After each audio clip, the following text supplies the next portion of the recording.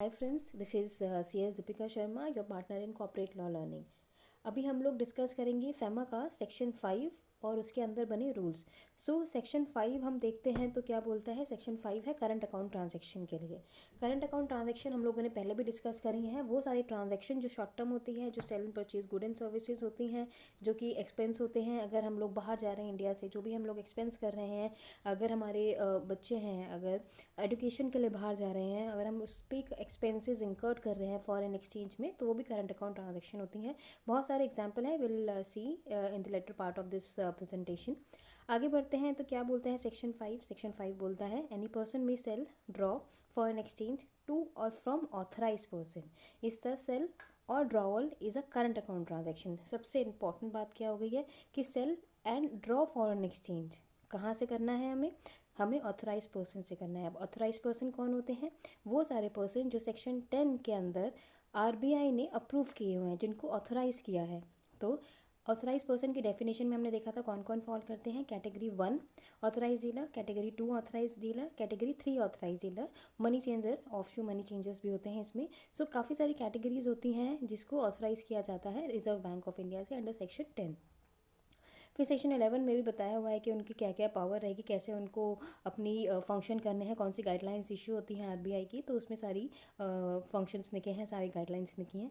आगे चलते हैं तो उसने क्या लिखा हुआ है कि provide that central government may in public interest in consultation with Reserve Bank of India impose such reasonable restriction for current account transaction as may be prescribed. Central government के पास पावर है to regulate these kind of transaction. किसकी consultation में बनाएगी? Reserve Bank of India की consultation में बनाएगी ये सारी जो भी रेगुलेशन रूल्स बनेंगे इसके अंदर, और उस रूल्स के अंदर वो इम्पोज कर सकती है सर्टन रिस्ट्रिक्शन। मैंने आपको पहले ही बताया था जो ट्रांजैक्शन प्रोहिबिटेड नहीं है broadly, current account transaction allowed है। ठीक है, जो प्रोहिबिटेड है वो स्पेसिफिकली मेंशन है। आगे चलते हैं तो हमारे सेंट्रल गवर्नमेंट ने कौन से रूल्स बनाए हैं इन ट्रांजैक्शन को रेगुलेट करने के लिए। Foreign exchange management current account transaction rule 2000। ठीक है, रीड विद सेक्शन 5 जो कि ये लिखा हुआ है, read with section 46 of the foreign exchange management act. मैंने आपको बताया था सेक्शन 46 में क्या है। सेक्शन 46 में पावर है गवर्नमेंट के पास to bring out the rules. तो इस सेक्शन के अंदर वो रूल्स बना सकती है। आगे अगर हम लोग बढ़ते हैं तो हम लोग देखते हैं कि ये रूल्स कब से इफेक्टिव हैं। सबसे पहले this rule may be called as foreign exchange management current account rule 2000। They shall come into force with effect from June 1 2000। तो 2000 से ये रूल्स आए हुए हैं। आगे बढ़ते हैं तो हम देखते हैं डेफिनेशन में क्या लिखा हुआ है हमारी। सबसे पहले लिखा हुआ है एक्ट। तो एक्ट कौन सा हो जाएगा? जो भाई इसका मास्टर एक्ट है, फॉरेन एक्सचेंज मैनेजमेंट एक्ट 1999। ड्रॉल्स का मतलब क्या होता है? ड्रॉल्स का मतलब होता है आप पैसे फॉरेन एक्सचेंज ले रहे हैं ऑथराइज डीलर से। ठीक है, और वो क्या क्या इंक्लूड करता है?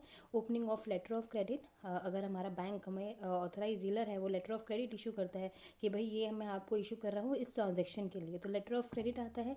Use of international credit card, debit card. तो जैसे अगर हम लोग बाहर जा रहे हैं और हमें फॉरेन एक्सचेंज कैरी नहीं करना है तो हम लोग ये कार्ड इशू करवा सकते हैं अपने बैंक से, credit card and debit card. इसके अंदर फॉरेक्स का अमाउंट मेंशन होता है कि आप जो बाहर जा रहे हैं तो आप अगर फॉरेन एक्सचेंज नहीं कैरी कर रहे हैं तो आपके पास ये कार्ड है और आप इससे एक्सपेंसेस इंकर कर सकते हैं।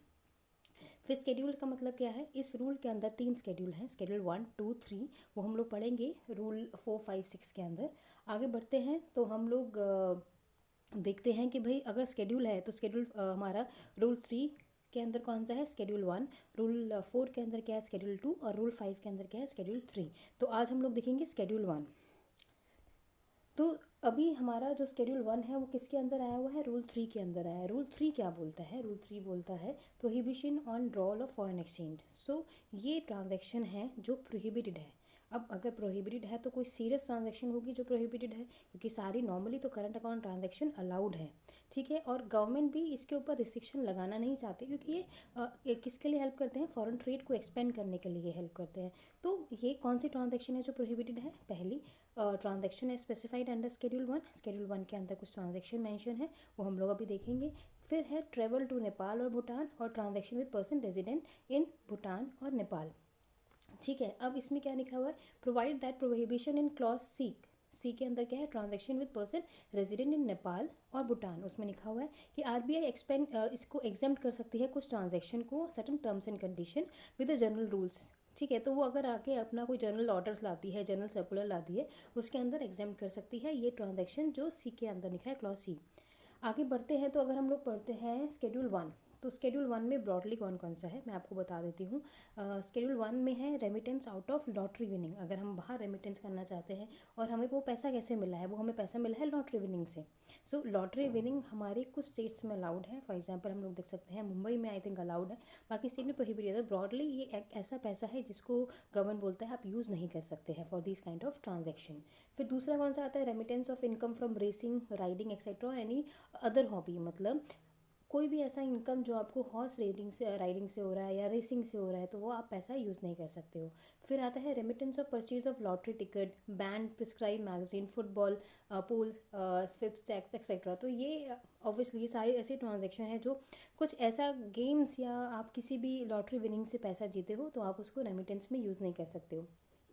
फिर आता है कि भाई आप अगर पेमेंट कर रहे हो एक्सपोर्ट करने के लिए अंदर रुपी स्टेट क्रेडिट रूट, एक स्पेसिफिक रूट होता है जहाँ से आप एक्सपोर्ट करते हो, तो वो पर्टिकुलर एक्सपेंसेस जो हमारे कमीशन में देते हैं वो भी अलाउड नहीं है। ठीक है, उसके बाद आता है remittance of income from fund held in non resident special rupee scheme. तो एक अकाउंट बनता है, ये अकाउंट है नॉन रेजिडेंट स्पेशल रुपी स्कीम अकाउंट। आपके पास अगर इसमें पैसा है तो आप इस अकाउंट का स्पेसिफिक पैसा बाहर रेमिट नहीं कर सकते हो। तो ये आ गई सर्टेन ट्रांजेक्शन, बहुत ही कम है, ब्रॉडली डिफाइंड ट्रांजेक्शन है स्केड्यूल वन के अंदर जो कि प्रोहिबिटेड है। अगर हम लोग आगे देखते हैं एक और रूल देख लेते हैं आज के लिए, वो रूल है prior approval of government of India. तो ऐसी कौन सी ट्रांजैक्शन है जिसमें गवर्नमेंट ऑफ इंडिया की अप्रूवल चाहिए, वो कहाँ डिफाइंड है, स्केड्यूल टू में डिफाइंड है।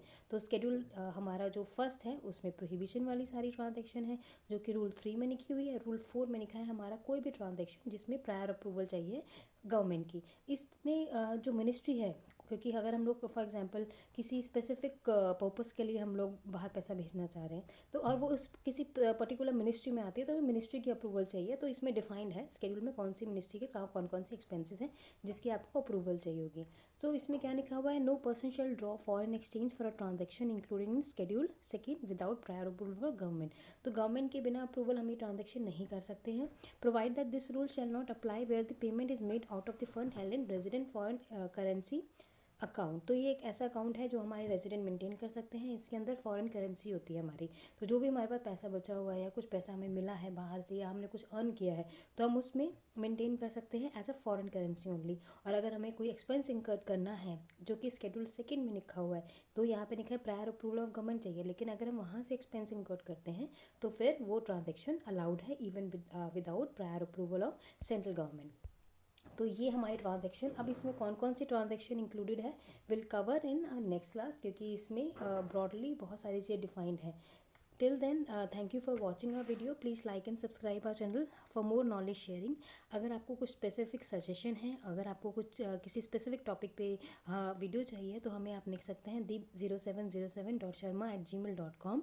अब तक के लिए जितना भी हमने समझाया वो रूल हमने 5 पढ़ा, 3 पढ़ा, 4 पढ़ा, तो आज वो आप रिवाइज कर सकते हैं। नेक्स्ट क्लास में हम लोग स्केड्यूल सेकंड में कौन कौन सी ट्रांजैक्शन कवर हैं और कौन कौन से मिनिस्ट्री की अप्रूवल चाहिए वो लोग हम लोग देखेंगे। Thank you so much for your time, keep stay at home and healthy and fit, bye, thank you so much.